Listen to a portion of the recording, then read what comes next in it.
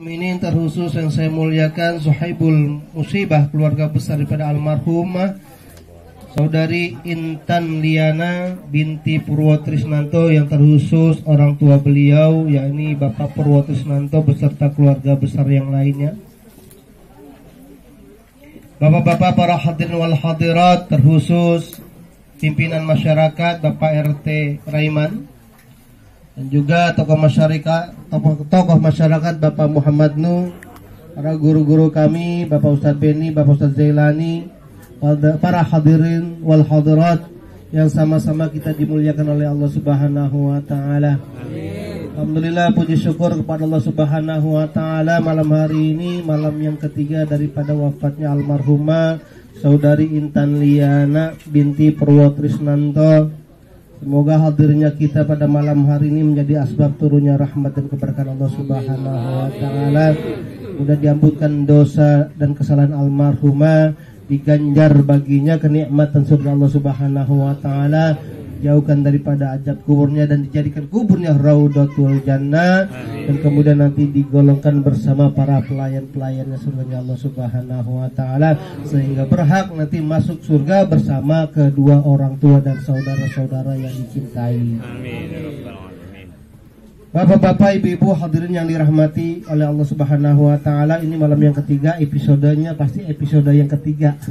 Ya, episode yang ketiga.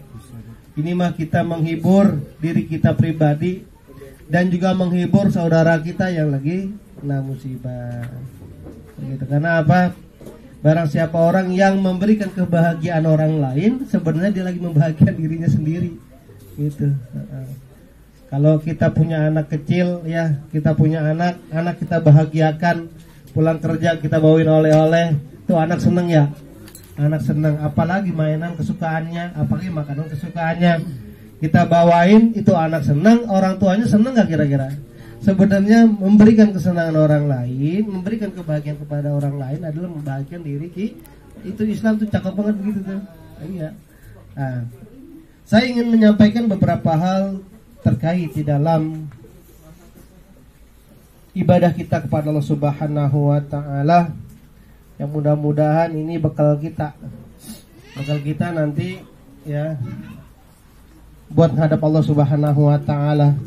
Karena selain ya daripada amal jariah yang terus mengalir, ya itu kan ya ilmu yang bermanfaat, anak-anak yang soleh yang mendoakan, tentunya harus kita punya modal diri sendiri bawa amal gitu. Oleh karenanya amal kita, ibadah kita sebaik mungkin kita sempurnakan, sebaik mungkin kita tingkatkan, ya. Sebaik mungkin kita jadikan itu bagian di dalam istiqomah kita beribadah kepada Allah Subhanahu wa taala. Saya sampaikan dalam sebuah hadis Rasulullah sallallahu alaihi wasallam, "Ma taqarraba ilayya 'abdi bi syai'in ahabbu ilayya mimma taradtu alaihi."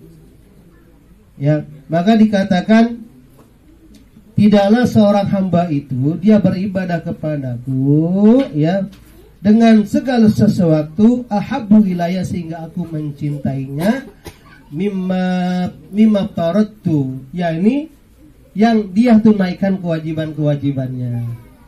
Jadi Allah tuh suka, Allah tuh senang kalau kita melaksanakan ibadah yang diperintahkan oleh Allah Subhanahu wa taala, terutama yang fardu-fardu. Kan memang ya, wa ma khalaqtul jinna wal ins illa liya'budun. Tidaklah aku ciptakan jin dan manusia kecuali beribadah kepadaku. Begitu kata Allah. Jadi jelas kenapa kita beribadah, karena kita makhluknya Allah Subhanahu wa taala. Ya, kita wajib dan kita diperintah oleh Allah, dan ini adalah perintah. Kita beribadah kepada Allah adalah perintah yang dipardukan, maka menjadi senanglah Allah kepada kita. Kenapa? Perintahnya dikerjain. Bapak kalau nyuruh bocah, iya bocah ini mah, saya nggak bicara anak buah, bukan bocah aja, bocah kita baik. Ya, kita nyuruh anak kita perintahin, disuruh sholat, ya. Kalau tuh anak ngerjain sholat, kita seneng gak Pak? Seneng Pak. begitu ya. Orang pakai diminta hadiah nanti kita bawain sendiri, begitu. Karena kita saking cintanya begitu, ya. Oleh karenanya yang diperintahkan oleh Allah Subhanahu Wa Taala kemudian dikerjakan oleh manusia karena dia menjadi mukallaf, orang yang terhukumi dalam ilmu syar'i, dalam hukum syar'i, dia wajib melaksanakan ibadah kepada Allah Subhanahu Wa Taala, terutama yang fardu-fardu, ya. Tentunya mas setelah syahadat kan sholat 5 waktu. Nah itu tuh sholat 5 waktu. Yang pertama kali nanti akan dihisab tuh sholat 5 waktu.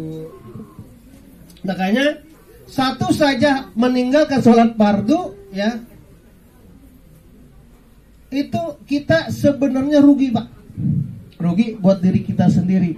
Bahkan Allah kasih azab itu orang yang meninggal satu waktu. Makanya jangan sampai dah ditinggalin satu waktu. Jadi ini yang fardu, ya, fardu. Jadi Allah tuh senang kalau yang fardu dikerjain, terutama sholat. Nanti amal ibadah yang pertama ditimbang itu sholat itu, ya. Kalau sholatnya baik mah, ya insya Allah yang lain mengikuti baik, begitu, kira-kira begitu. Kalau sholatnya belum benar, yang lain ngikut kagak bener.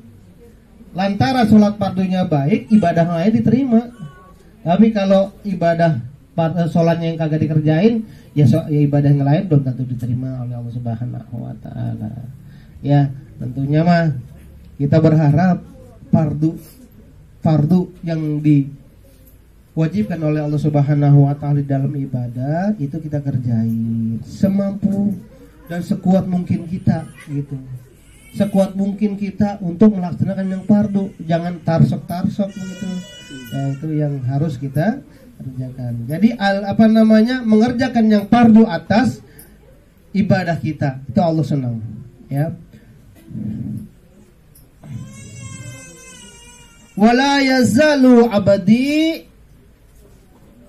yataqarrabu ilayya bin nawafil, dan kemudian tidaklah dia meninggalkan hambaku itu, ya, daripada dia melaksanakan juga yang nawafil, yang sunnah. Jadi yang fardu dia udah kerjain tuh. Kira-kira kalau yang sunnah mah dikerjain, yang fardu dikerjain, yang sunnah dikerjain, makin senang nggak? Saya kasih gambaran lagi. Tadi bocah kita suruh sholat, habis sholat padahal kita nggak merintahin nyapu, nggak kita nyuruh bersihin tempat dia sholat, iya, nggak kita nyuruh dia ngerapihin kamarnya. Habis sholat itu bocah rajin tuh, dikerjain baik itu, ya. Ya, karena emang kagak diperintahin sama bapak emaknya, tapi dia tahu itu dia pernah ngeliat emak babanya ngerapiin, gitu. Kan sunnahnya begitu kira. Jadi Rasul pernah melakukan begitu, ya. Emak babanya pernah ngerapin kamarnya dia rapin buku, kayaknya begini ngerapinnya. Itu orang tua pas ngeliat anak yang begitu itu tanpa diperintah, karena pernah dicontohin oleh orang tuanya, ngerapihin tempat tidurnya, ngerapihin meja belajar dan sebagainya. Kita seneng nggak? Seneng ya. Nambah seneng. Itu anak baik. Nah Allah juga begitu, senang itu, ya. Maka dikerjakan yang fardu dan juga dikerjakan yang sunnah, ya. Sholat sunnah, ada sholat sunnah rawatib, ya, yang mengiringi daripada sholat fardu, sholat 5 waktu, begitu. Kemudian ada sholat yang tahunan, sholat Idul Adha, sholat Idul Fitri, begitu ya. Kemudian ada sholat sunnah lainnya, ya mulail, ya, banyak banget pak sholat sunnah mah. Cuma lantaran kita mah yang fardu aja ya, yang fardu aja kita jarang-jarang begitu. Ya, cuma saya sampaikan kalau sholat fardu mah emang jangan terus-terusan, ya jarang-jarang aja. Ya, itu yang penting buat kita pak, yang fardu kita kerjain, kemudian yang sunnah kita tambahin, kita bagusin. Itu bagaimana cintanya begitu. Allah udah perintahin kita kerjain, Allah cinta dah. Lalu apa yang diganjar oleh Allah Subhanahu Wa Taala? Fa iza ahbabtuhu kuntu sam'ahu allazi yasma'u bih. Dan apabila telah aku cintai dia, hambaku tadi tuh, ya. Dan apabila telah aku cintai dia, kuntu sam'ahu allazi yasma'u bih, maka aku akan menjadi pendengarannya apa yang dia dengar, begitu. Maksudnya begini, pendengaran kita tuh dijaga sama Allah Subhanahu Wa Taala dari pendengaran yang agak benar, kagak baik begitu. Sering gunjing orang, ada teman kita menggunjing, kita dijaga tuh. Ya, bahkan kita bisa ngingetin jangan menggunjing begitu, jangan ngomongin orang. Jadi pendengaran kita itu dijaga oleh Allah Subhanahu Wa Taala, begitu maksudnya. Bukannya Allah menjadi pendengar kita, bukan. Maksudnya adalah Allah itu menjaga kuping kita dari perbuatan-perbuatan maksiat. Ya. Maka di dalam kitab Risalatul Mu'awanah itu dikatakan, maka wajiblah bagi seorang muslim, orang yang beriman, ya, dia yang pertama adalah untuk mengerjakan yang dipardukan oleh Allah Subhanahu Wa Taala, ya. Kemudian dia menjauhkan daripada yang dibenci oleh Allah Subhanahu Wa Taala, ya. Kemudian memperbagusi daripada apa-apa yang menjadi kesunah-sunahan. Jadi kita udah mencegah yang kita ngerjain yang fardu, yang baik-baik, ya, yang ma'ruf begitu ya. Kemudian kita cegah yang mungkar, kan begitu ya. Kemudian kita kerjain tuh tambahan-tambahannya. Itu yang cakep begitu. Jadi apabila Allah sudah senang sama makhluk yang begitu, manusia yang seperti itu, maka Allah akan menjadi pendengarannya. Jadi kuntu sam'ahul ladzi yasma'u bi. Maka jadilah aku itu pendengaran bagi apa yang dia dengarkan begitu. Itu ya. Jelas tuh ya. Jadi maksudnya Allah menjaga pendengaran kita. Enggak gampang dengar gibah gitu. Enggak gampang dengerin maksiat. Enggak gampang ikut-ikutan ngomongin orang begitu ya. Wa basarahul ladzi yubsiru bih. Dan menjadikan aku adalah penglihatannya bagi apa yang dia lihat begitu. Ya. Allah menjadi penglihatan bagi apa yang dia lihat, maksudnya Allah tuh menjaga pandangan kita dari pandangan maksiat. Biasa kita megang handphone yang dilihat, ya, ya, udah nggak pakai baju, ya itu. Tapi karena Allah sayang sama kita, maka kita dibiasakan mata kita tuh ngeliat yang baik-baik. Kita baca Al-Quran, kita baca kitab, ya, bisa nggak baca kitab, akan selalu gitu Pak. Jadi terbersih itu niat kita melakukan kebaikan-kebaikan dari pandangan mata kita. Tuh Allah tuh kalau seneng sayang sama manusia begitu, gitu, ya. Makanya dijaga nih kita nih mata kita, ya. Kalau emang kita sudah bisa menjaga yang begitu dari pandangan maksiat, yakin Allah tuh sayang sama kita. Artinya Allah menjadikan pandangan mata kita apa yang kita lihat, Allah jaga daripada perbuatan-perbuatan maksiat yang dilakukan oleh mata kita. Kan kalau kita wudu, ya wudu itu kan pertama kita setelah niat, ya kan sunah-sunahnya ada tuh. Sunah-sunahnya setelah niat nanti setelah suatu membasuh. Ya kan sunah-sunahnya kita bismillahirrahmanirrahim gitu ya. Kita menghadap kiblat begitu ya. Ya kan, kemudian disunahkan juga dalam keadaan duduk begitu kan. Kemudian kita membasuh kedua tangan. Doanya ada tuh. Allahumma ini as'alukal yumna wal barokah wa a'udzubika minasy wal halaka. Sampai begitu tuh tangan kita. Ya kita minta Allah gugurkan dosa-dosa kita daripada apa yang pernah kita buat oleh tangan kita. Kemudian kita gumur-gumur. Allahumma inna ala tilawati kitabika wa kasratil dzikrilaka. Apa yang kita ucapkan dari yang baik-baik maka menjadi pahala.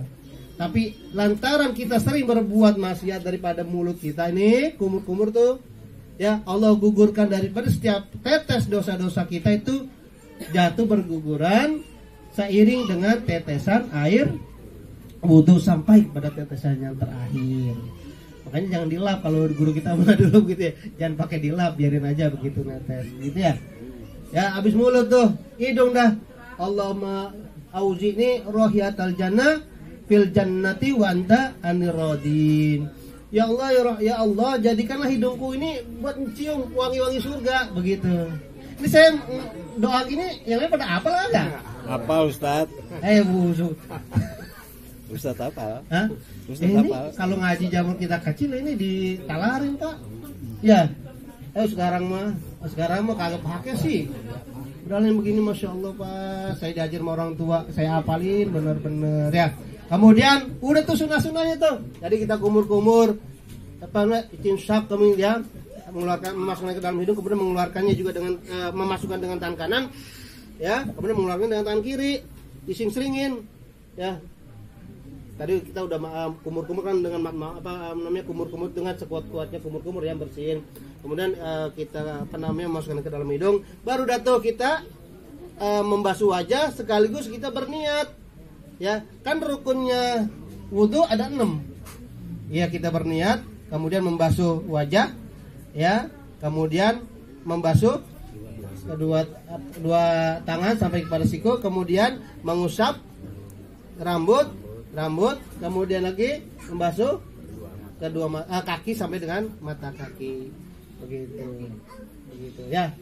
Itu kita kudu tahu tim itu tuh, ya, kita kudu tahu. Kemudian yang terakhir tentunya tertib, ya, jangan kaki duluan baru muka, ya, ya, kebalik gitu, ya. Jangan dulu mah kaki duluan.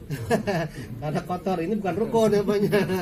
Nah, kita bicara rukun. Kalau dari kebun, nah itu ya cuci kaki dulu. Untungnya bukan masuk rukun tuh. Iya, itu nggak masuk rukun. Kalau masuk rukun ngajarin salah itu ya. Nah, jadi hal-hal yang demikian di dalam ibadah, padahal Allah kasih kemuliaan dari hal-hal yang sepele buat kita. Maka menjadilah, saya kembali, bahwa menjadilah apa yang kita lihat ini dijaga oleh Allah Subhanahu wa taala. Lantaran Allah tadi sayang sama kita karena kita mengerjakan yang fardu, kemudian kita mengerjakan yang sunnah-sunnah. Ini kita sunnah kita udah bagus ya kayaknya, saya udah perhatikan. Abi masuk ke dalam musola nggak ada yang langsung duduk ya, kecuali ya nggak apa-apa sih ya, nggak, jangan di biarin aja itu mah nggak apa-apa. Tapi kalau kita udah biasa dengan yang baik ya mulai dengan yang baik.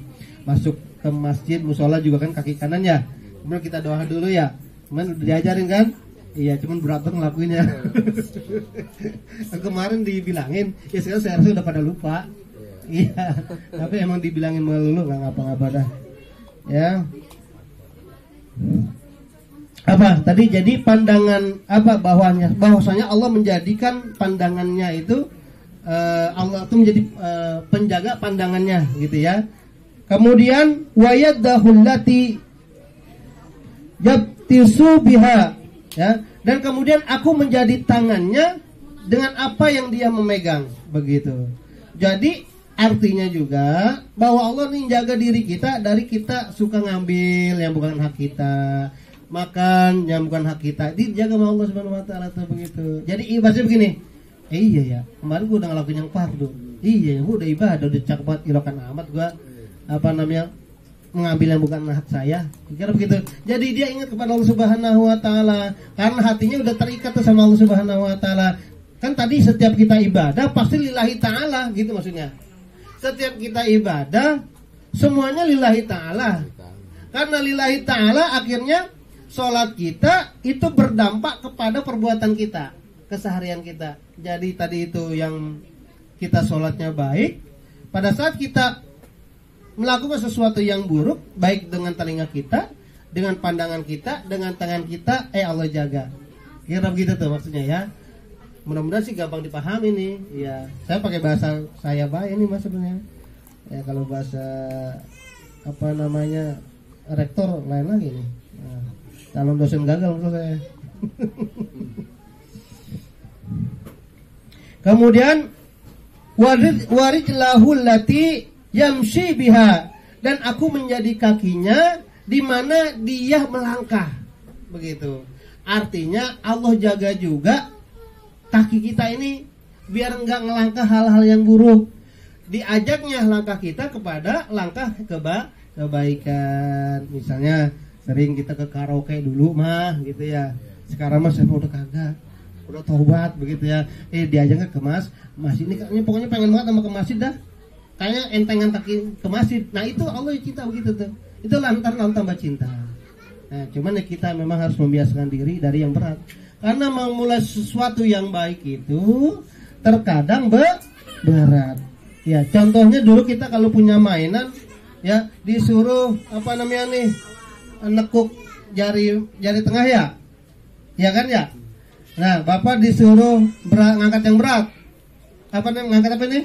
Jempol ya? Katanya batu. Pas diangkat, Bang, gampang. Bisa. Iya. Kemudian ini suruh ngangkat apa namanya? Apa lagi? Telunjuk. Gampangan. Ya, kelingking bisa. Suruh ngangkat yang manis-manis ini. Ya, ngangkat jari yang manis-manis, yang baik-baik, yang manis-manis. Itu susah jauh, Bapak. Susah Pak ya. Jadi buat kebaikan itu susah. Ini gambaran aja Pak, karena yang dulu mainan kita, gitu. Nah, jadi buat sesuatu yang baik, buat sesuatu yang manis akhirnya, ya, yang manis buahnya itu kadang berat. Coba Bapak jari gituin dah. Coba berat ya Pak ya, berat Pak ya. Itulah dia. Jadi setan itu lebih pintar menggodanya. Ya, kita mau lihat udah cakep banget. Dari rumah kita mau ibadah, mau nyampe musola, nyampe masjid, ketemu teman belok orang jadi. Gitu, niat udah cakep. Karena apa? Niat kita kurang dikuatin. Karenanya memang harus dipaksa, dikuatkan dan benar-benar disiapkan waktunya buat hal-hal kebaikan. Kayak kita mau sholat tahajud dah, ya kan gak sewaya-wayanya kita sholat tahajud gitu ya. Nggak biasa-biasanya kita sholat tahajud. Kita pengen banget sholat tahajud karena kita niatnya kuat, itu benar-benar bangun Pak. Itu benar bangun. Tapi cuman aku coba-coba kalintar ya bangun. Ya orang jadi sholat bangun doang gitu. Nah ini yang menjadi pelajaran buat kita semuanya. Jadi Allah Subhanahu wa ta'ala itu menjaga langkah kita daripada perbuatan-perbuatan maksiat, dan kemudian diarahkan kita melangkah kepada hal-hal yang baik. Wala in sa'alni la'utiyanahu. Dan kemudian apabila dia memohonkan, ya, atau dia berdoa, atau dia mengadukan kepada permasalahannya, meminta kepada Allah Subhanahu wa ta'ala, maka aku mengabulkannya. Begitu.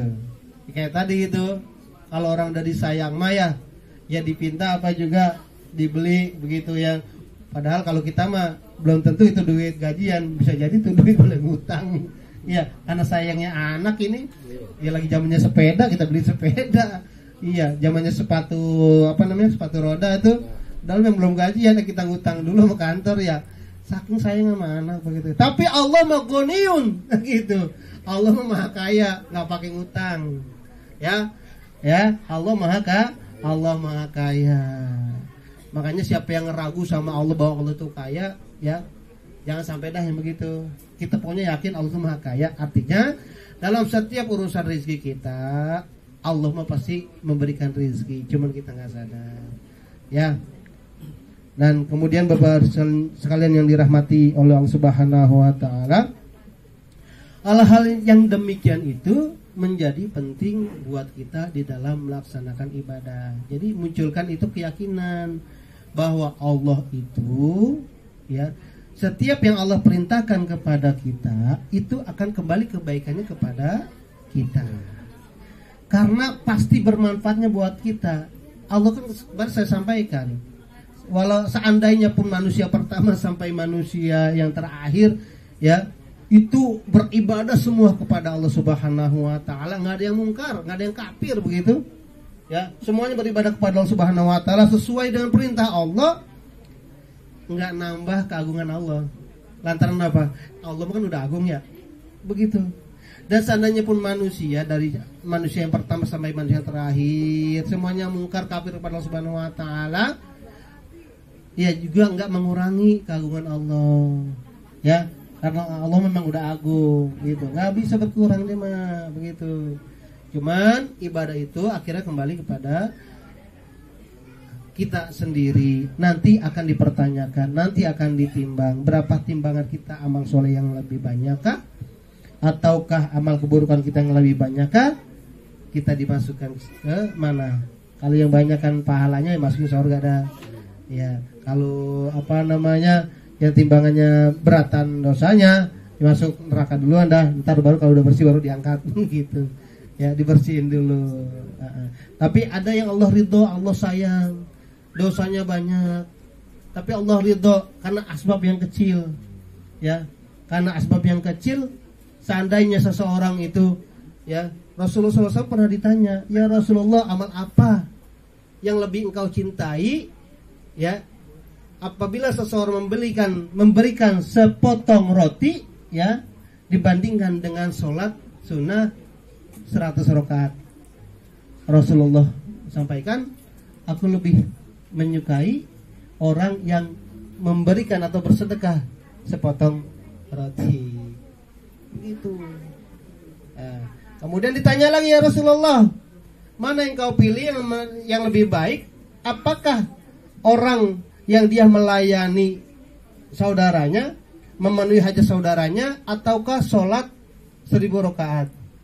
Tetap jawabannya yang melayani hajat saudaranya. Kayak begini ya, lebih baik kita sholat begini nih Pak, lebih baik kita begini ya. Karena disebut ilmu yang bermanfaat itu ada nilai kadar sosialnya, ya. Karena hablum minallah mesti harus hablum minanas, begitu. Jangan kita ibadah baik pada Allah, tapi kita lupa sama tetangga kita udah makan apa belum, gitu ya.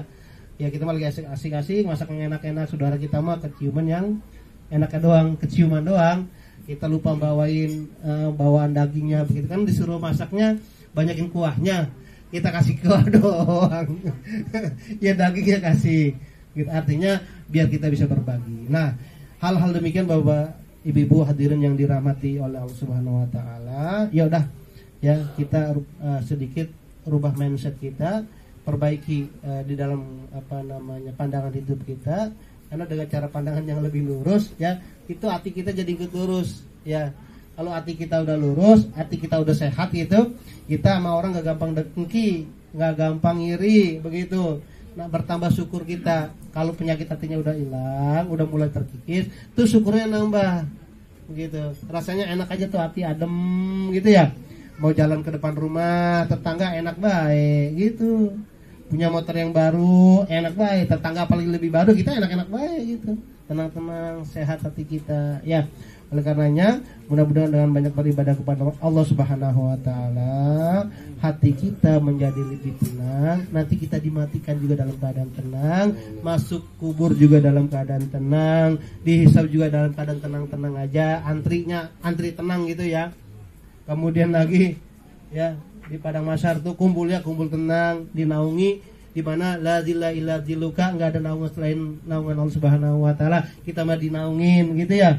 Kemudian masuk surganya Allah Subhanahu wa taala juga dengan tenang. Kita mah enggak perlu melewati jembatan Shiratal Mustaqim pelan-pelan gitu ya, dengan ibarat kata itu seperti rambut dibelah 7 ya. Ya kan? Tajamnya bagaimana itu? Tajam bagaimana itu? Tapi itu tergantung amal kita, jika begitu. Ya, itu bagaimana kita semua. Bisa jadi jalan tol gitu ya. Tapi semuanya kembali kepada ibadah kita. Oleh karenanya, mudah-mudahan asbab kita ibadah kepada Allah Subhanahu wa taala, tunaikan saja dahulu apa yang diperintahkan oleh Allah Subhanahu wa taala. Terus bagusin aja dulu apa yang menjadi sunnah Nabi Muhammad sallallahu alaihi wasallam. Kira-kira begitu aja kita mah ya. Jangan terlalu banyak-banyak dah kita mah. Yang begitu udah bagus. Demikian yang saya sampaikan, mudah-mudahan ada manfaat buat kita semuanya, ada bertambah perilaku baik di dalam hidup kita semuanya.